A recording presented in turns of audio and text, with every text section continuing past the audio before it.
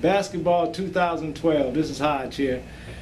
A couple questions. PJ, where you at, man? Looking for Phil Jackson on the basketball scene. I think without Phil Jackson being a coach in the league, I think it's one of those things where it's just not the same league. It doesn't have the same appeal. And likewise for me, the reality of basketball isn't the same without the triangle being in the league. So PJ, come back. Likewise, Tex Winter. Love you, man. Hope you're feeling well in Kansas. Keep up the good work, and thank you for everything that you gave me in the game of basketball. But likewise, one of the things that we were speaking of earlier today, in speaking about basketball, we were talking about the present day coach of the game, and some of the coaches that are coaching on the professional level, who have opportunities that people who have paid prices for, who have paid the price to play the game over years, haven't been given those same opportunities, i.e. Kareem Abdul-Jabbar, who to me should have had a coaching job whenever he wanted one. But now it's one of those things where it's almost, if you know the right people, you can get a chance to get a job. I can remember Karl Malone saying one time, if you kiss enough ass in the league, you'll have a job for life. But for me, it's one of those things where I feel like quality is in the individual character of a person, and not in the matter of you being able to go kiss somebody's behind in order to get a job or keep a job. So some of the present day coaches that are sad to see, and I look at, I'm here in Los Angeles right now, and to see a Mike Brown come in after Phil Jackson without giving a Brian Shaw an opportunity is kind of sad to me. But at the same time, when owners own teams, they can do what they want to with their money. So those are just a couple of the. Likewise, another thing I want to drop on is where are we at as far as a conscious athlete is concerned. Our the consciousness that we had during the movement. When you look back at this is the anniversary year of the summit between black athletes who stood up for Muhammad Ali, Jim Brown, Bill Russell, Lou Alcindor at the time, who Nas Kareem.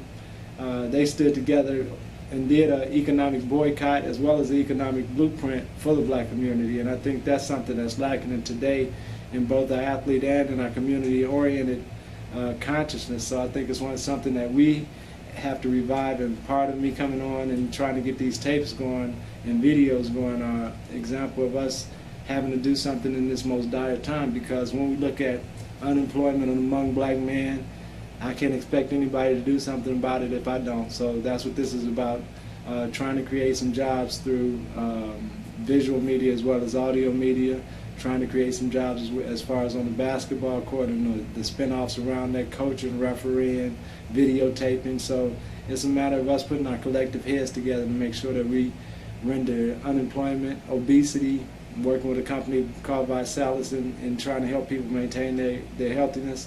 So it's a matter of us making sure that we use our collective consciousness to get together and solve the solutions, solve the problems, and be a solution-minded people. So we're here today. We have a couple brothers here asking questions about basketball, politics, geopolitics, whatever the question may be, and we're just chopping it up a little bit. So the first question is, what was one of your big influences through college, going on to the pros, that kept you so grounded, that kept you wanting to keep pushing, to do what you were doing? Well, I want to thank my mom. My mom was and still is a conscious spirit in my mind as far as keeping me thinking about doing something for people and doing something for our community. I was born June 27, 1960, and my whole memory as a child is being part of the movement, being part of the civil rights movement, knowing from the standpoint of who I was as a young man, knowing who my people was. I was around leadership. She was the secretary for the civil rights movement.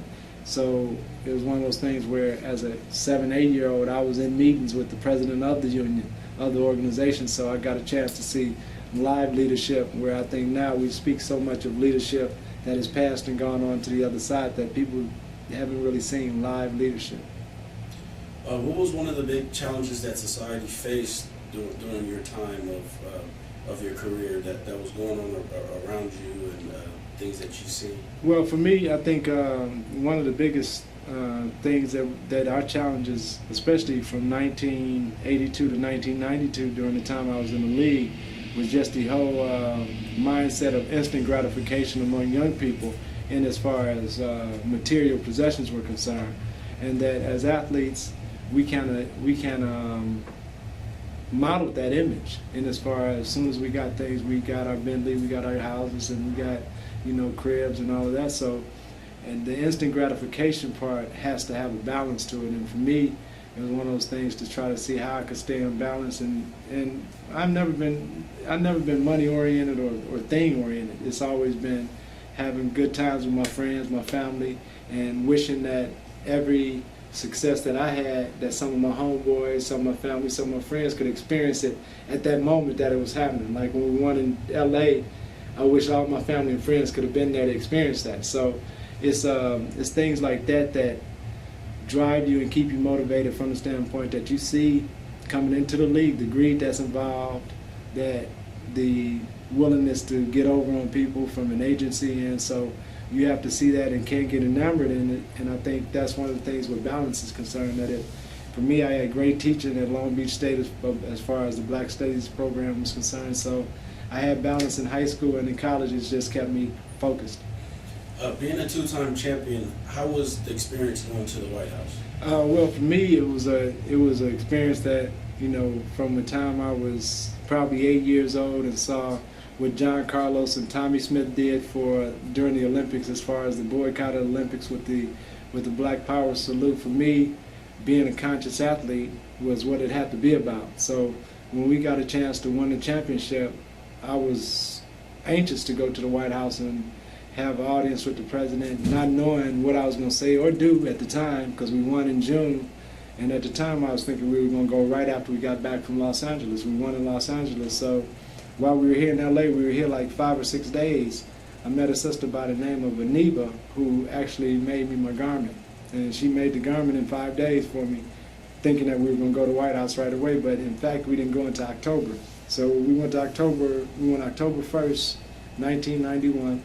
And we met President Bush, Father Bush, and for me, the night before, I actually sat down and wrote him a letter concerning issues for poor people who were disenfranchised from the system, and asking him what he considered the spirit of the letter, which was not a spirit of, people always say, oh, he went in with a black militant letter about him was against the war. It was nothing like that. It was a kind letter. It was a respectful letter, and it was a letter that I was taught to write when I was in elementary school. That we wrote letters to every one of our elected officials, including the president at that time. So for me to go to the White House and do the same thing as a student, it wasn't anything different. However, I knew that having studied what I did in Black Studies, that this being a royal event, that I had to go in my regal garments. So I went in the garments of our ancestors, and with total respect and to the authority of where I was going. I was not disrespectful at all.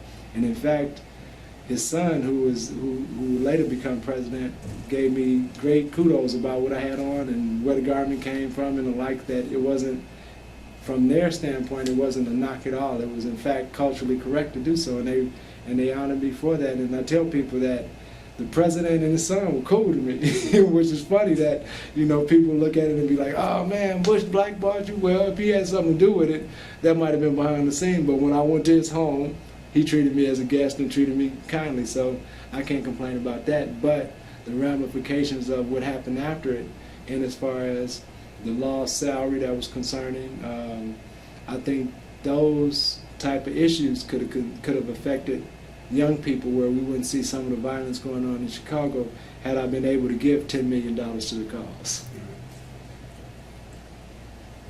So Craig, to change gears, kind of back to one of your achievements and accomplishments.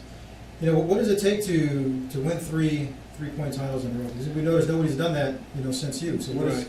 It's been quite some time. So what is it really? Is it mentally? Is it physical? What does it take to do that? I think one of the things too is that Larry Bird and myself are the two players that have done it. It takes somebody that you have to flat out love the game of basketball, first of all. Because in order to do it, you have to shoot so many balls, both by yourself and with a partner, and then with someone rebounding for you. So it's different levels of shooting that it takes to do it, but the concentration of getting yourself in a position to first be in the contest for those 3 years. You have to be at a certain rank in percentage. then you have to, if you win it, you have to go back because you get automatic. The top 4 players get to go back automatically. So it's one of those things where you have to have your game mentality for a contest.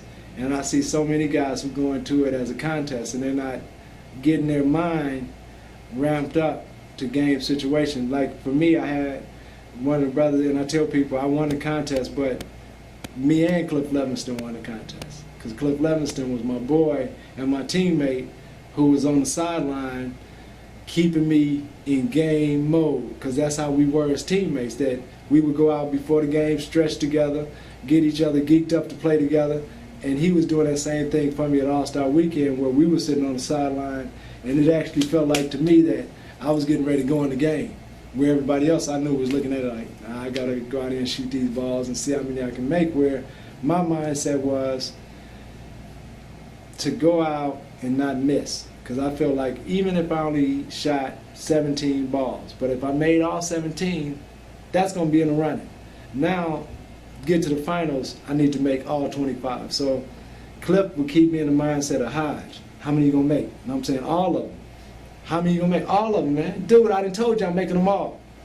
Craig, your turn to go. Got up there and then almost made them all. And then it got back to him. He's like, man, why you miss? Man, I don't know why I missed. That it was almost a back and forth that I thank Cliff to this day, even when he don't know I'm thanking him that. I know I wouldn't have won the contest because sometimes you need a sounding board that takes some of the illumination of the media away from you. So when we would go to those 3-point contests, Cliff would take a lot of that light away from me by him being so vibrant. People would be looking at him, and I could be over here stretching and not thinking about it. Then my time coming, I'd go out there and do what I had to do. Yeah, we can we can recall that you when you had those 19 in a row, Mm-hmm. and then you missed. Right. You kind of see that